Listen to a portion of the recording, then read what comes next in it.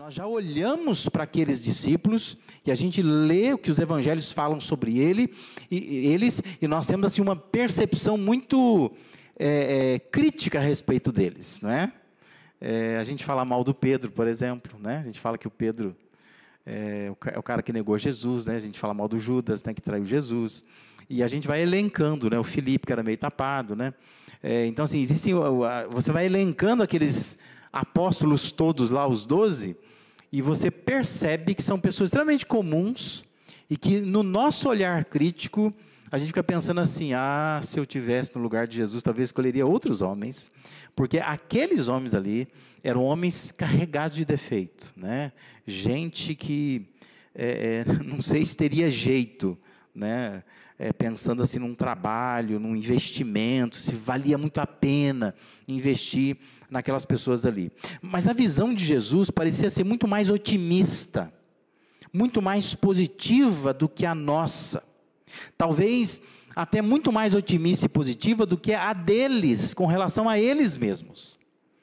Eu fico imaginando se esses homens estão ali, talvez ajoelhados, vamos imaginar aqui, junto com Jesus, e Jesus orando, e eles começam a ouvir o que Jesus está falando a respeito deles, né?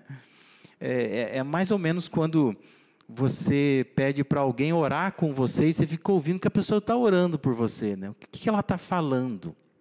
E dependendo do que ela fala, você se comove, porque você nunca imaginou que aquela pessoa tivesse essa percepção de você, que ela pudesse pensar assim de você, que ela quisesse desejar isso para você. Eu fico imaginando então esses homens ali, junto com Jesus, e Jesus orando por eles, e Jesus mostrando a visão que ele tinha a respeito deles, muito mais otimista, muito mais positiva do que a que eles mesmos tinham, e que nós temos, né? Que nós estamos afastados deles aí pela história, e os conhecemos muito pouco, né? Então, assim, o que a gente sabe deles é o que está escrito, e a gente acaba os criticando demais. Isso nos faz pensar que nós podemos ter pessoas em nossas vidas que são verdadeiras dádivas de Deus para nos abençoar. Porque a oração de Jesus é mais ou menos isso. Ele está dizendo a Deus: Deus, obrigado porque o Senhor me deu esses homens. São pessoas especiais, eu tenho um carinho por eles, né?